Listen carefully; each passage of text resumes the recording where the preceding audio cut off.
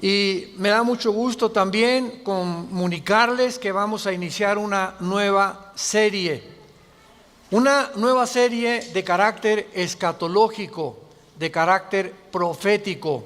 Cuando hablamos de escatología, logos, conocimiento, escato, las cosas del más allá o las cosas del final de los tiempos. Entonces la escatología es la rama de la teología que trata con las cosas de los últimos tiempos, o sea, las profecías de los últimos tiempos. Y así vamos a titular esta serie, Conociendo el fin de los tiempos. No cabe duda, damas y caballeros y santos de Dios, que estamos rodeados hoy, más que nunca, de un sinnúmero de eventos políticos, filosóficos, climatológicos, religiosos, amenazadores.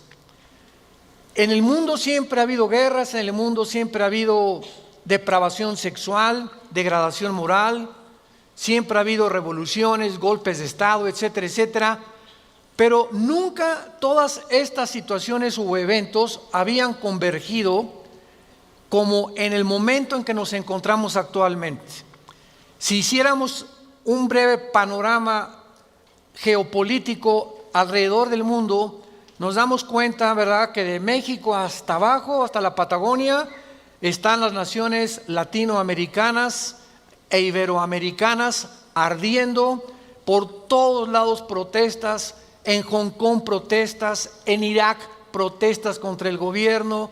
Es en Estados Unidos un clima que se está viviendo de demasiada tensión, donde quieren destituir un presidente, etcétera, etcétera. El Medio Oriente ni se diga, continúa con el conflicto aumentando acerca de quién controla el petróleo, quién controla el Golfo Pérsico. Estados Unidos abandona a los kurdos, que es el grupo étnico entre Siria y Turquía, que defendieron a Estados Unidos durante la guerra del Golfo Pérsico. Y vemos un mare magnum en el mundo donde volteamos y estamos preguntándonos, en medio de tantas cosas, ¿quiénes son los buenos y quiénes son los malos? ¿Quién tiene la razón de todo lo que oímos en los periódicos, en la televisión? Unos dicen una cosa: golpe de Estado, no fue golpe de Estado. Revolución, no fue revolución. Los kurdos esto, Estados Unidos por acá. Y estamos en medio de un mundo verdaderamente confundido. Sin embargo, la Biblia nos muestra que nosotros no debemos vivir en confusión. Ya cuando un cristiano dice, no sé quién tiene la razón, o creo yo porque los medios de comunicación, recuerden algo, ¿verdad? Los medios de comunicación, televisiones, radios, etcétera, etcétera, muchas veces tergiversan,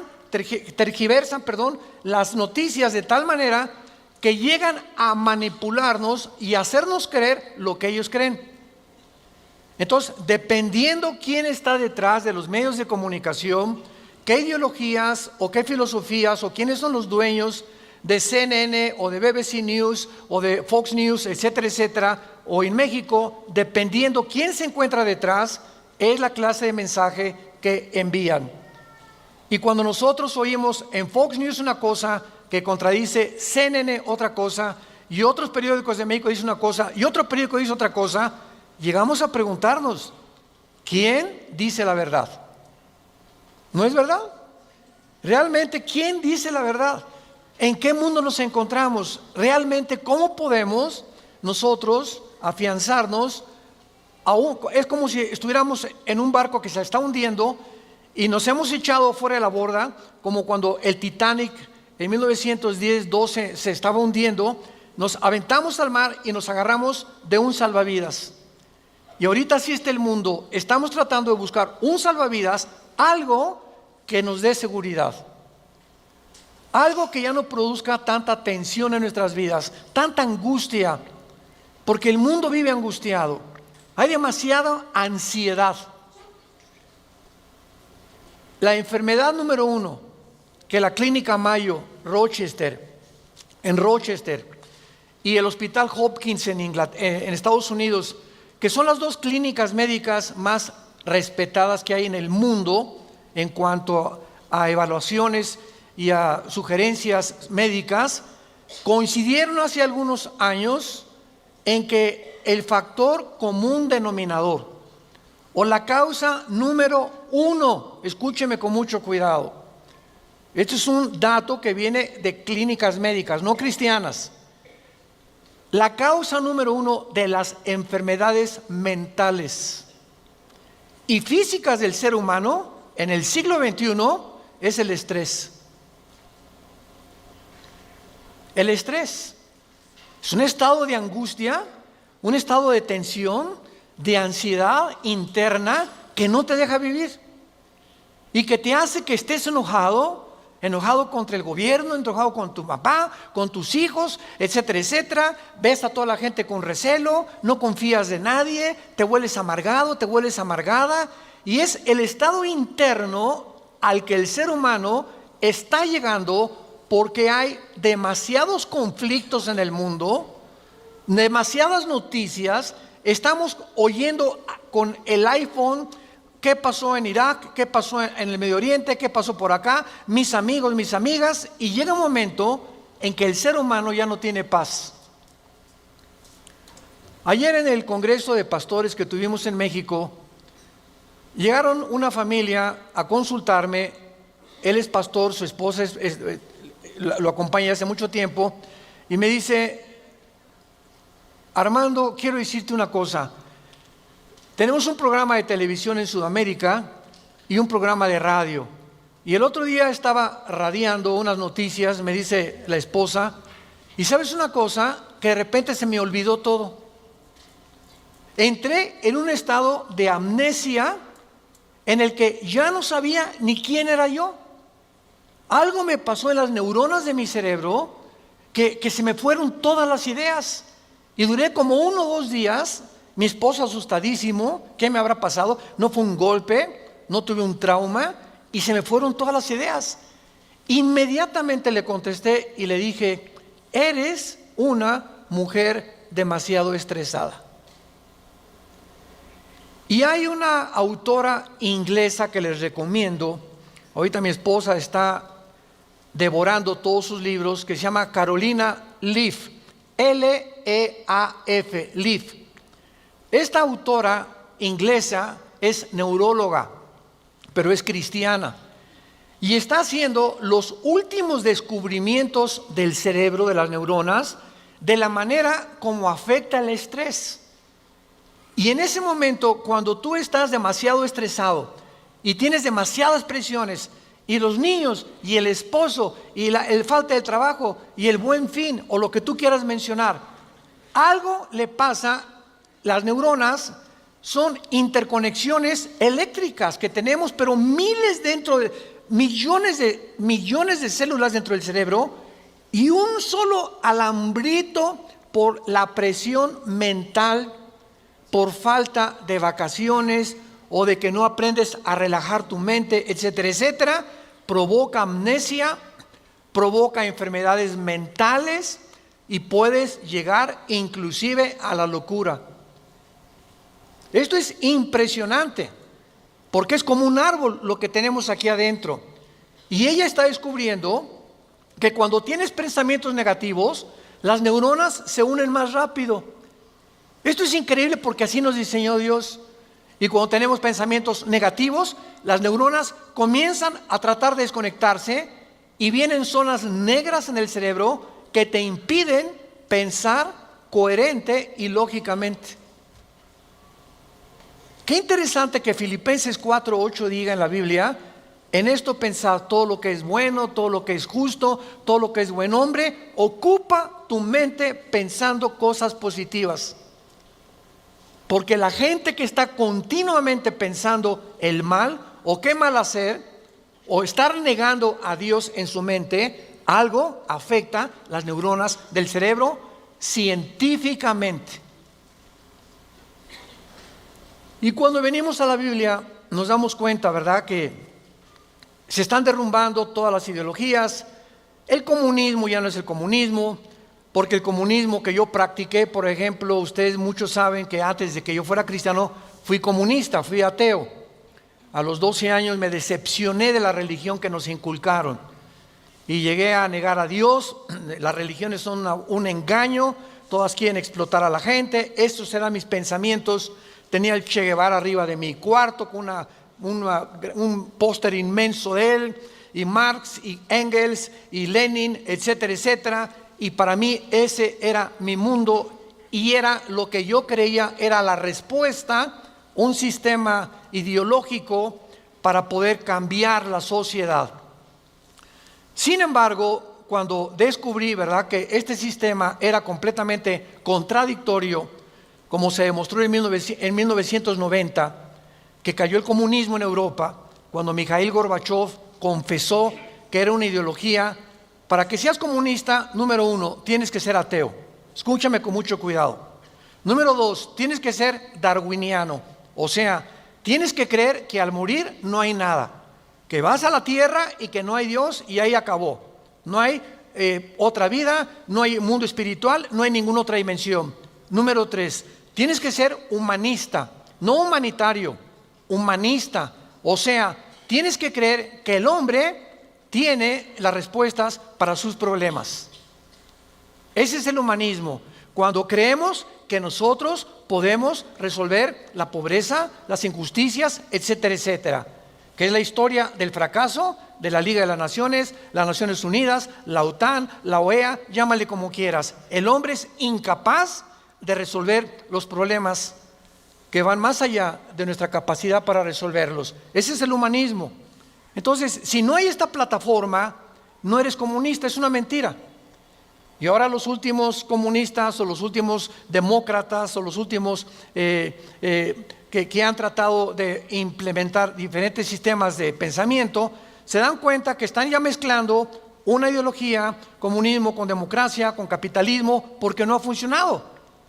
Porque es la confusión a la que hemos llegado. Y como dijo don Teofilito, en México ni lo podremos alcanzar jamás.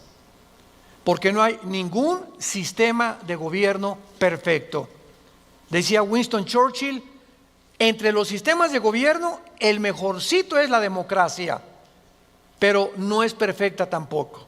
¿Por qué? Porque somos seres humanos que necesitamos a Dios. Necesitamos a Dios. Necesitamos una guía, necesitamos un manual, necesitamos una luz. Y por eso el mundo está perdido completamente. Me decía el otro día un piloto que es vecino de la casa de ustedes donde vivimos, de American Airlines, me decía: Armando, le digo, oye, cuando tú vas en el avión allá a 10,000 metros, 10 kilómetros arriba de la superficie de la tierra, 33,000 pies, 35,000 pies, ¿cómo le haces para saber si no vas para acá o no vas para acá, o vas subiendo o vas bajando? Porque la cabina del piloto es pues muy poquita, nada más ve lo que está enfrente. Me dice: Armando, sería imposible que nosotros piloteáramos sin instrumentos. Los instrumentos nos muestran claramente la dirección que vamos a llevar, a qué altura estamos, etcétera, etcétera. Sin instrumentos, un capitán de un barco en medio del océano no sabría cuál es el norte, el sur o a dónde irse si no tuviera una brújula. Y así nosotros no sabemos a dónde ir si no tenemos instrumentos, si no tenemos un mapa que nos ha dejado Dios, que se llama las Sagradas Escrituras. Y haríamos bien en estar atentos a este libro como una antorcha que alumbra en lugar oscuro, hasta que el lucero de la mañana salga en nuestros corazones.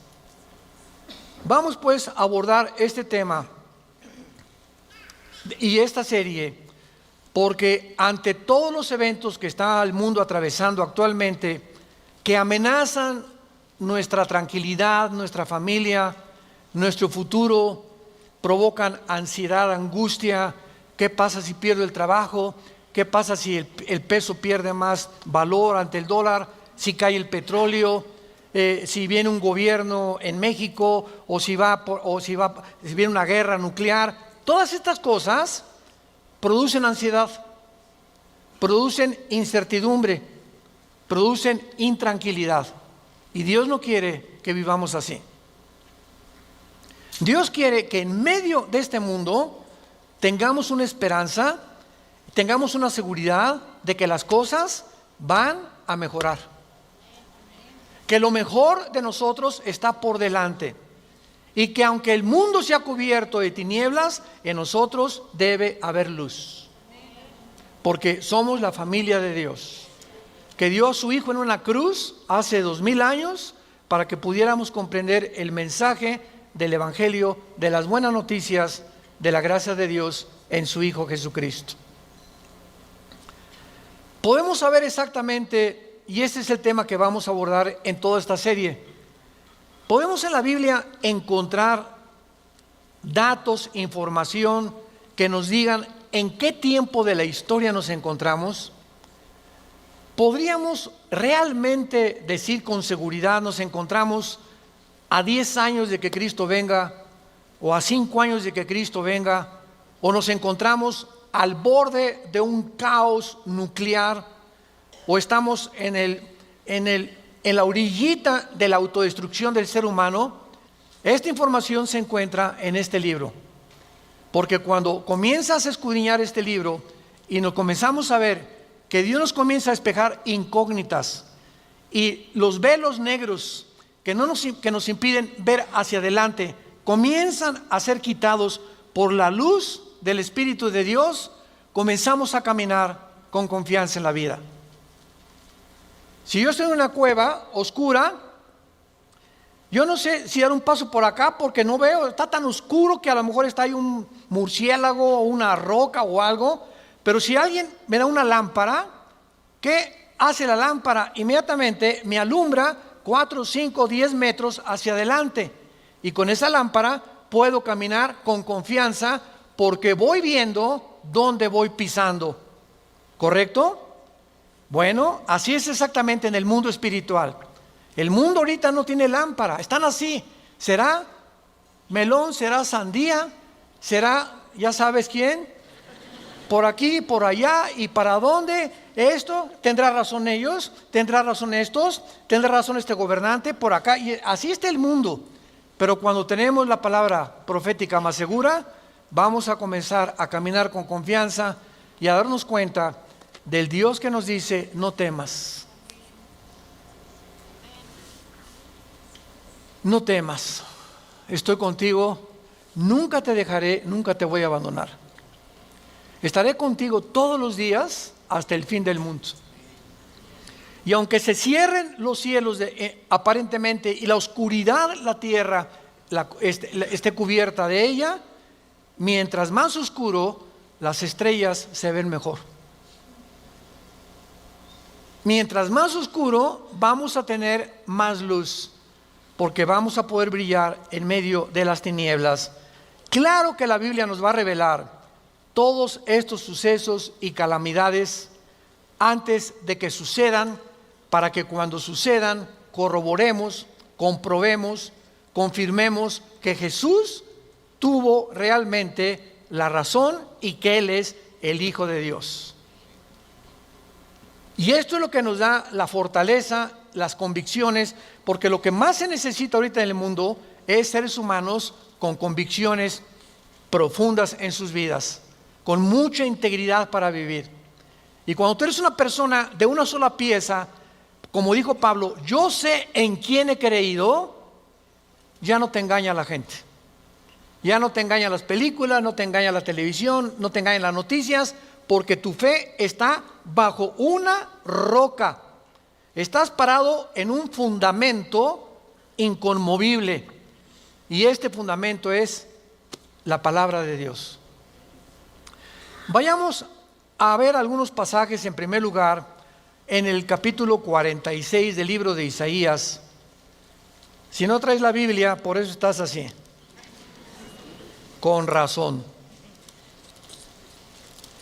En Isaías capítulo 46, versículo del 9 al 10, veamos algunas respuestas anticipadas que este profeta hace 2700 años escribió. Isaías 46, versículo 9 y versículo 10.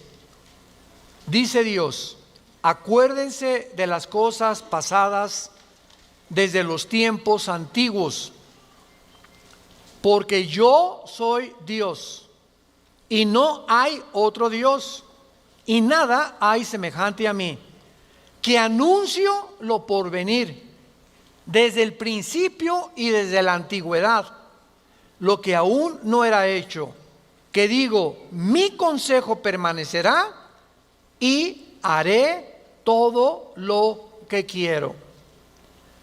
En este pasaje Dios claramente nos muestra que Él va a demostrar, el Dios de la Biblia, que Él es Dios, y que todos los demás dioses, ¿verdad?, no son realmente más que ídolos. Y aunque detrás de todo esto hay criaturas espirituales que se le llama dioses en la Biblia, Él es el Elohim de los Elohim. Él es el Dios de los dioses. Él es el rey de todos los demás súbditos que ocupan el universo. Y que Él nos va a anunciar lo que va a venir para que sepamos algo. Lo que Dios dice va a permanecer. Y va a hacer todo lo que Él ha dicho que va a hacer en la Biblia. Veamos otro pasaje en el Nuevo Testamento, en Primera de Juan. Antes del Apocalipsis está Primera de Juan, para que no andes por el Éxodo. En Primera de Juan, capítulo 4, versículos 5 al 6, el apóstol, el último de los apóstoles de Jesucristo, que murió a los 93, 92 años de edad, fue el último que murió de ellos, escribe, Primera de Juan 4, del 5 al 6, ellos son del mundo, siga con cuidado esta lectura, ellos son del mundo, por eso hablan del mundo, y el mundo los oye. Nosotros somos de Dios, el que conoce a Dios nos oye, el que no es de Dios no nos oye. En esto conocemos el espíritu de verdad y el espíritu de error.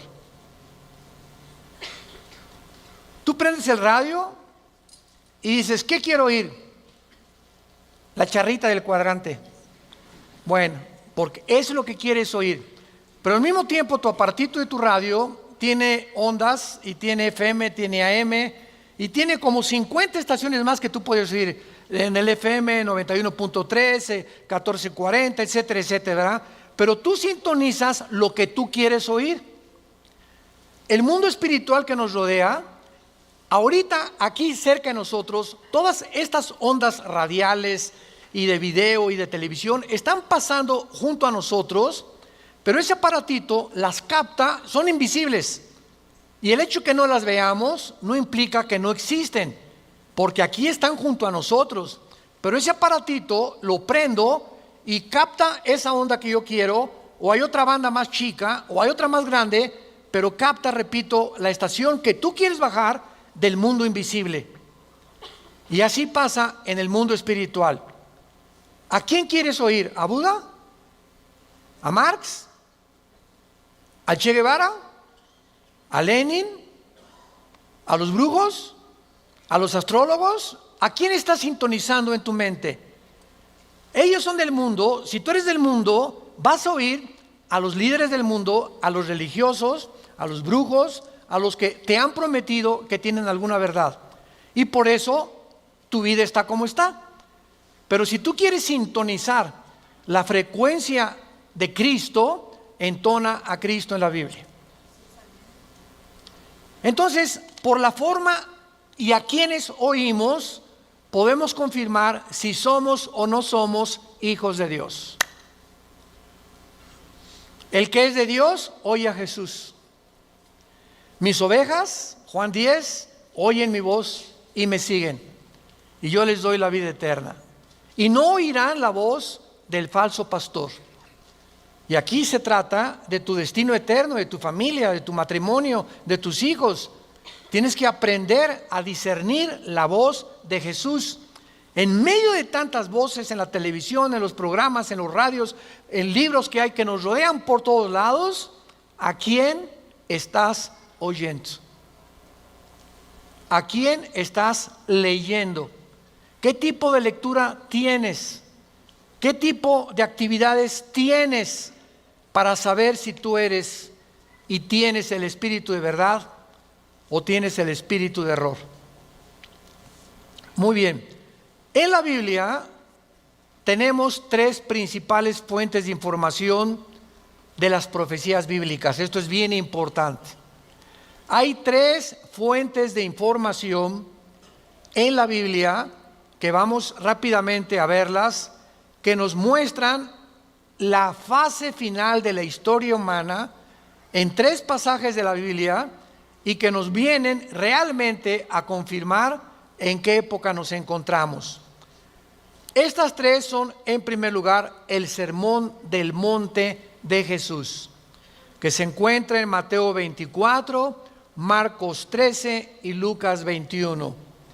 ¿Cuál es el Sermón del Monte? Cuando los discípulos se acercaron a Jesús, dinos, ¿cuándo será la señal del fin del mundo? ¿Cuándo serán estas cosas y cuándo será la señal de que tú vas a regresar? Y ahí Cristo comienza a enumerar una serie de eventos y señales. Habrá guerras, falsos profetas, muchos van a ser engañados, pestes, terremotos, y será el principio de los dolores. La segunda fuente de información se encuentra en Primera de Tesalonicenses, capítulo 4, del 3 al capítulo 5, versículo 4. Esta revelación la compartió el apóstol Pablo de los últimos tiempos. Y la tercera revelación acerca de los últimos tiempos la encontramos en el libro del Apocalipsis, del capítulo 5 al capítulo 19. En estos capítulos se encuentra claramente todo lo que la planeta Tierra y la humanidad va a atravesar. Ahora, muy bien, cuando estudiamos estos pasajes, podemos concluir que efectivamente vendrán tiempos difíciles al mundo, sorpresivos y amenazadores, que es de lo que hemos estado hablando en los últimos 10-15 minutos. Nadie puede negar que vivimos en un mundo conflictivo, amenazador, que ha llenado al mundo, a los seres humanos, de ansiedad, de intranquilidad, de falta de paz, de suicidios, de mejor me quito la vida, o me emborracho, o me drogo. ¿Por qué los jóvenes se drogan? Pues porque es una forma de evadir la realidad. La realidad para muchos jóvenes es tan negro y tan negro lo que se ve en el mundo, que ya no quieren o no creen que pueden atravesar esa cortina oscura, no creen que hay una luz detrás, y se enfrentan a un mundo que parece que se los está comiendo, tragando, y prefieren salir de este mundo. Los que se drogan, ¿por qué se drogan? Los que se emborrachan, ¿por qué se emborrachan? Porque la realidad es tan cruda que no la quieren enfrentar en sus 5 sentidos. Entonces, detrás de cada persona drogadicta, alcohólica, etcétera, etcétera, se encuentra un conflicto interno espiritual. Porque como en el área forense, cuando tú estudias, yo recuerdo que hubo una época en mi vida que comencé a estudiar criminología, dactiloscopía y balística. Quería ser detective, imagínense. Siempre me ha gustado la investigación. Y me dio unos meses por meterme, compré libros, etcétera, etcétera.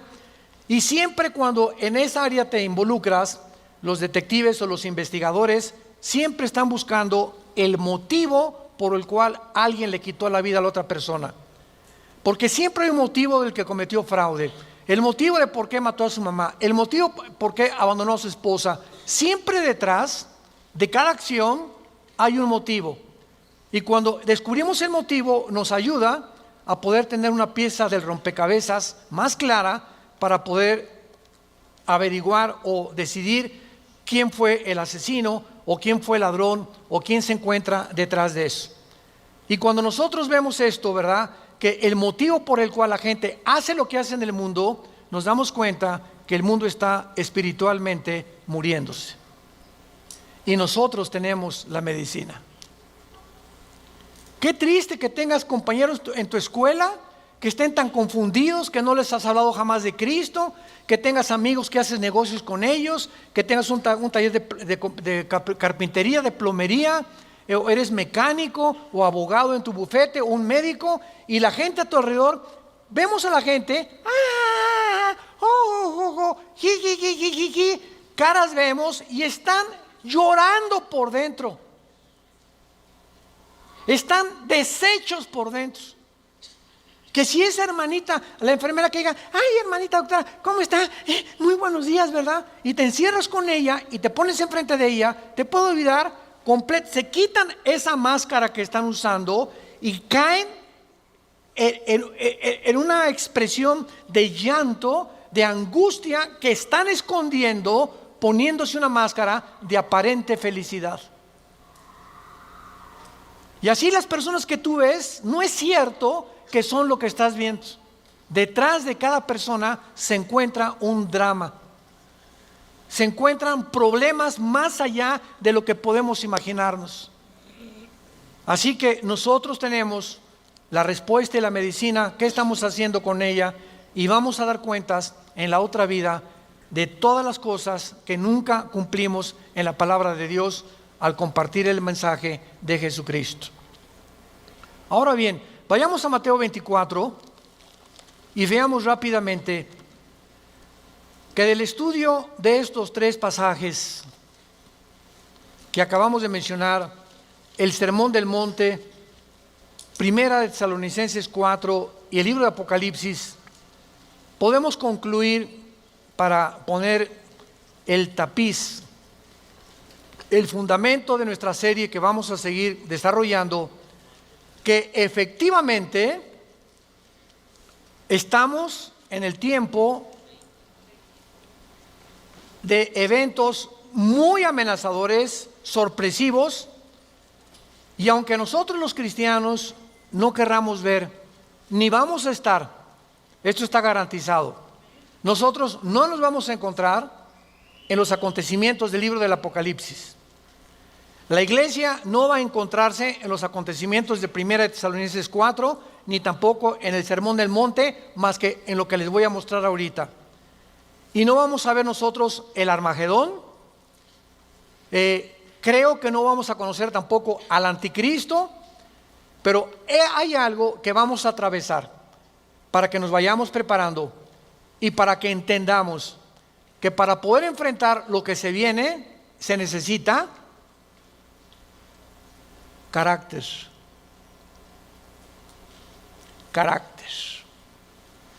¿Qué es el carácter? Es la formación interna que el Espíritu Santo nos quiere dar, donde estableces fundamentos y convicciones inconmovibles en tu vida. He decidido hacer esto, lo haces. Puntualidad, responsabilidad. Una persona, un cristiano irresponsable, tiene mucho que trabajar con su carácter. Un cristiano que siempre llega tarde a todos lados, tiene que trabajar mucho con su carácter. Decía hace algunos años, cuando Henry Ford hizo el primer carro modelo T, 1904, corría como 25 kilómetros por hora.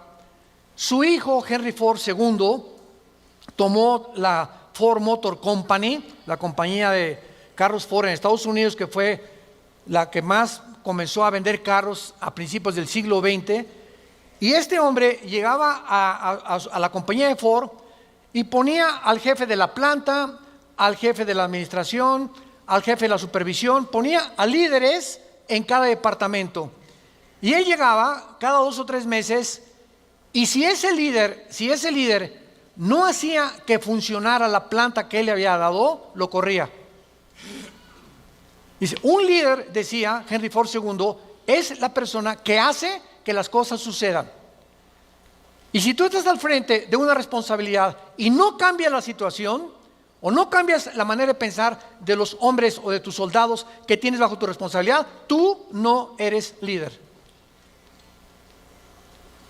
Entonces, qué importante es que la Biblia dice que todos nosotros debemos ser líderes. Y si somos líderes, tenemos que hacer cambiar las cosas de alguna manera. Vas a hacer cambiar a tu amigo y vas a hacer cambiar a tu amiga y vas a hacer cambiar a tus amigos de la escuela, hasta a tus maestros los vas a confrontar algún día. Discúlpeme, maestro, con el respeto que se merece, no venimos del chango. La evolución es una teoría que está completamente destituida desde que descubrieron el ADN en 1954. Por favor, actualícese más, maestro. Entonces, cuando comenzamos a entender eso, es cuando comenzamos a comprender que este mundo, dice la Biblia, la mayoría serán engañados. Los mismos escogidos serán engañados porque hay millones de cristianos sin carácter, flojos, irresponsables, impuntuales, sin falta de integridad. A nadie le hablan de Cristo, no comparten las buenas nuevas, no tienen convicciones profundas que los hacen ser gigantes, guerreros de Dios. Dice Mateo capítulo 24 en el Sermón del Monte el Señor Jesucristo, porque se acercan los discípulos para hacerle preguntas, versículo 3, Señor, dinos, vean las 3 preguntas que le hacen hace 2000 años. 1, ¿cuándo serán estas cosas? Querían saber el tiempo los discípulos. 2, ¿qué señal habrá de tu venida? O sea, ¿habrá alguna señal que podamos percibir de que tú ya vienes al mundo? Y 3, ¿y hay alguna señal de que el mundo se va a acabar? De estas 3 preguntas, Cristo comienza a contestar algunas. Por ejemplo, la señal de su venida está hasta el versículo 29 y 30, cuando el sol se oscurecerá, la luna se pondrá, etcétera, etcétera. Y esa es la señal de la venida de Cristo, que no vamos a estar aquí nosotros, porque primero es el arrebatamiento y van a pasar 7 años de la tribulación y viene Jesucristo en la segunda venida, y los que estén en la segunda venida, que se hayan convertido en la persecución del anticristo, van a saber que cuando vengan estas señales cósmicas en el cielo, Cristo aparecerá en las nubes junto con nosotros, porque regresaremos con Él. Pero lo que me interesa compartirles es el versículo 6 en adelante, que es lo que nos atañe a la generación que estamos viviendo. Oirán de guerras y rumores de guerras. Miren que no se turben, porque es necesario que todo esto acontezca, pero aún no es el fin. Porque se levantará nación contra nación y reino contra reino, y habrá pestes y hambres y terremotos en diferentes lugares. Muy bien, si leemos solamente el versículo 6, oirán de guerras y rumores de guerras, toda la historia han sido esto, ¿no es verdad? Desde que Caín asesinó a Abel, desde que Caín asesinó a su hermano Abel, toda la historia, de acuerdo, lo quieres apuntar al Instituto para la Investigación para la Paz, en Suecia, Estocolmo, dictaminaron que de los 6,000 años aproximadamente de historia que tenemos, de 6,000 años, solamente ha habido 25 años de paz. La historia humana es una historia de guerras, guerras, guerras, guerras, guerras, guerras. En 6,000 años, 25 años de paz. O sea, siempre ha habido conflictos, revoluciones, golpes de Estado. Es la historia de nosotros. Pero entonces ahí podríamos quedar confundidos. Oye, Señor, ¿de qué estás hablando? Siempre ha habido guerras. Versículo 7, Él lo explica. Porque se levantará nación contra nación y reino contra reino. Esto, una guerra mundial, una guerra de carácter internacional, donde se involucraron 3 o 4 naciones contra 3 o 4 o 5 naciones, nunca sucedió hasta 1910, la Primera Guerra Mundial. Ahí fue la primera vez en la historia que sucede una guerra de carácter internacional a través de toda la historia. Y casi 30 años después, la Segunda Guerra Mundial.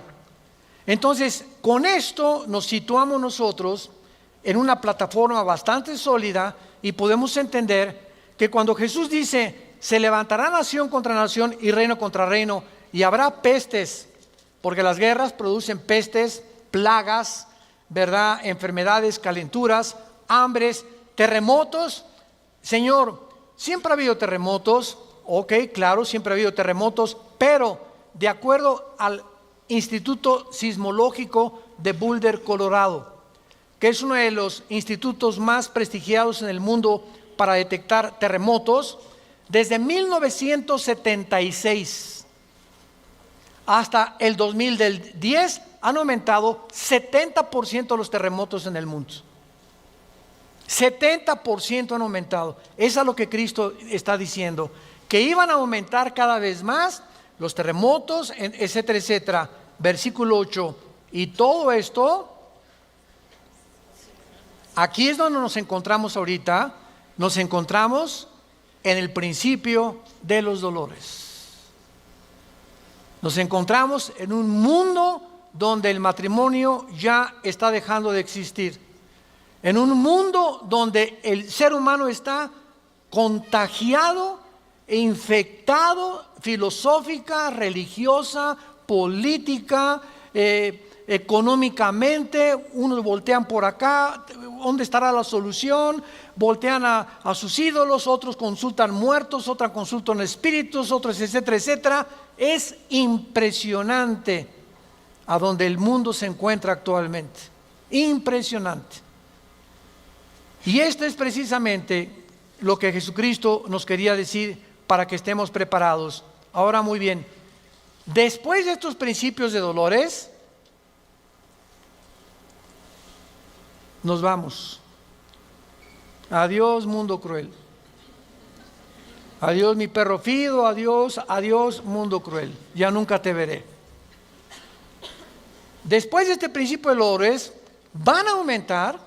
Imaginémonos, van a aumentar las catástrofes en el mundo y los terremotos y las plagas y las pestes y la confusión, que va a estar el mundo en un estado tan grande de confusión que va a pavimentar el camino para que se levante un hombre en el Medio Oriente que la Biblia le llama la bestia. De todos los animales que el Espíritu Santo buscó, las hienas, los leopardos, los osos, los leones, depredadores, no encontró el Espíritu Santo un nombre, un adjetivo para designar a este hombre, y por eso simplemente la Biblia le llama una bestia, un depredador, cruel, sanguinario, y su otro nombre es el anticristo. Todos los dictadores, síganme con cuidado, de la historia, todos han surgido de un mundo caótico. El caldo de cultivo para producir un dictador es que la situación se encuentre aparentemente sin solución.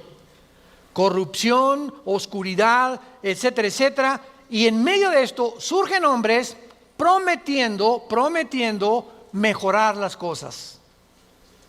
Hitler entró democráticamente. Stalin entró democráticamente.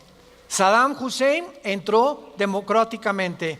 No es verdad que entren a través de un golpe de Estado los líderes, la mayoría entran a través del pueblo. Pero una vez que el pueblo los levanta, a ver quién los quita.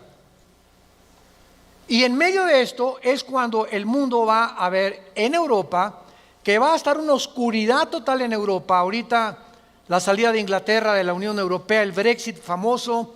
Ahorita en Europa ya no existe, damas y caballeros, santos de Dios. Las únicas dos naciones que sobreviven en Europa es Alemania y Francia.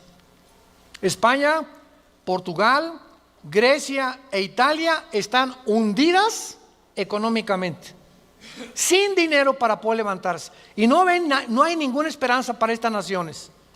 Había el Fondo Monetario Internacional que lo estaba manejando Alemania, se les acabó el dinero ya. Y Francia está ayudando un poquito a Alemania. Y gracias a Dios que en Alemania la ministra Angela Merkel es cristiana. En todo el mundo es la única líder que sus padres fueron pastores, y ella dijo en enero de este año: Europa tiene que regresar a Dios.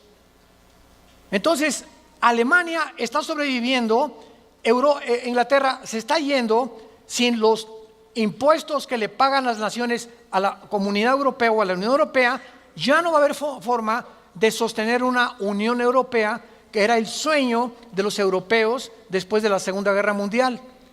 Y está el campo preparado para que surja el hombre, la bestia, el anticristo, el hijo de perdición, que la Biblia profetiza que se va a levantar y va a traer soluciones al mundo, va a resolver problemas de la pobreza, de la economía, de la política, ideologías, y el mundo se va a asombrar porque este hombre no va a ser un hombre normal.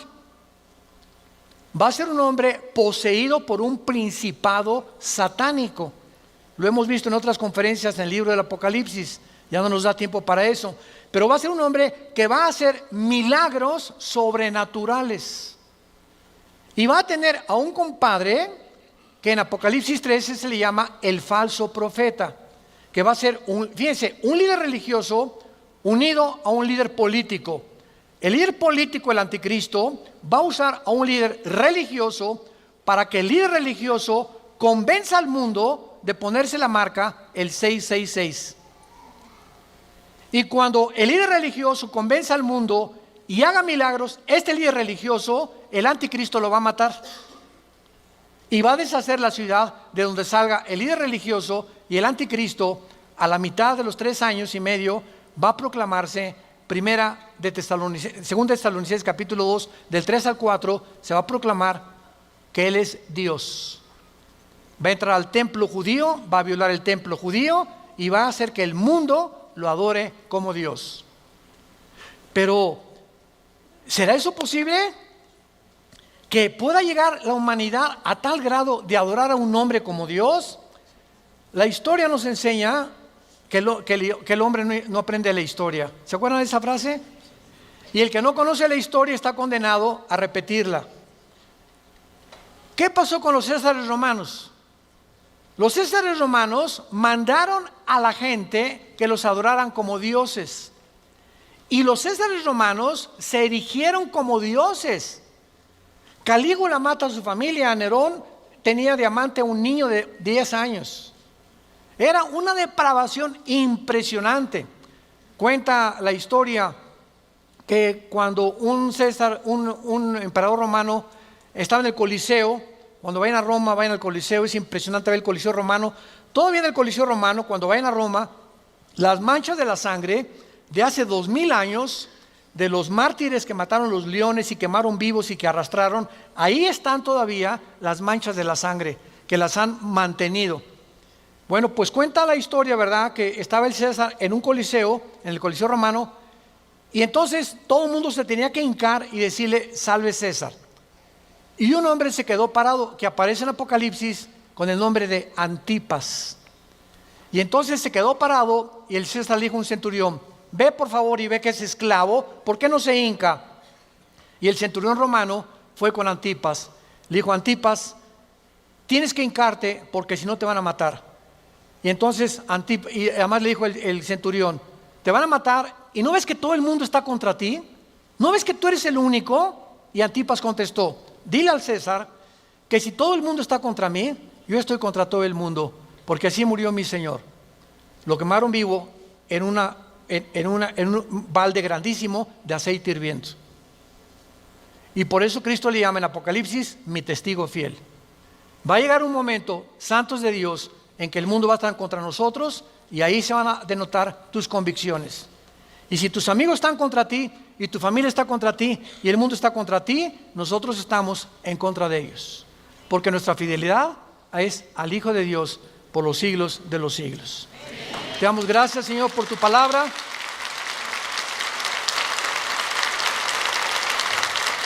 Bendito sea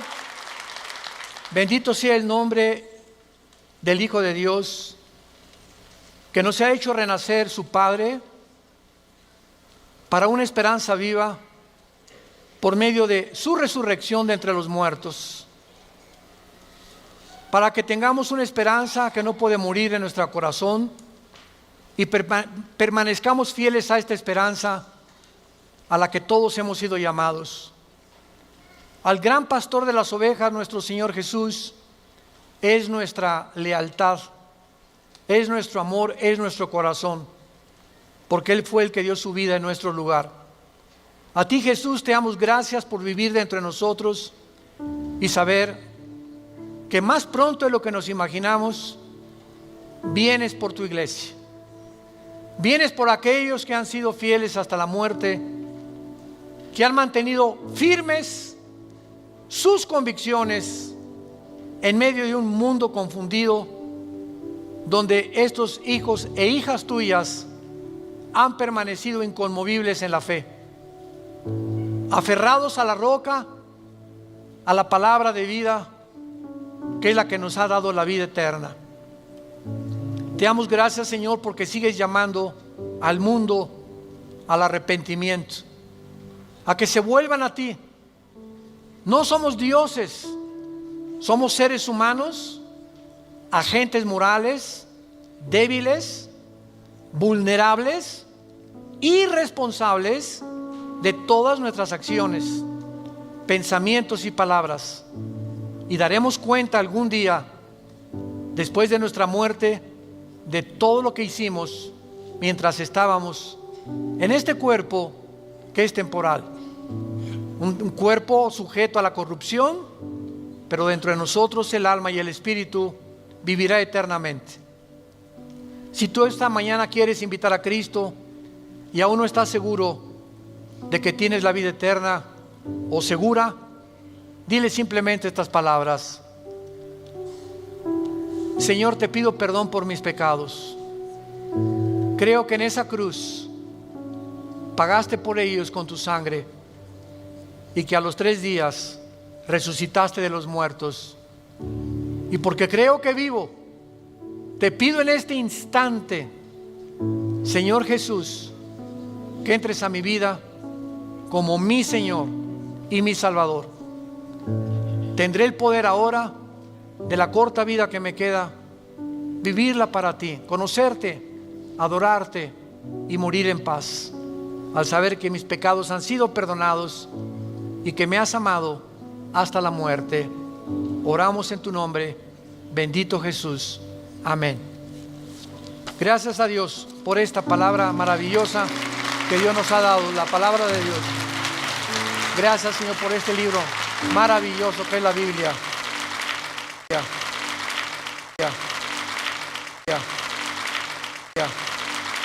Yeah.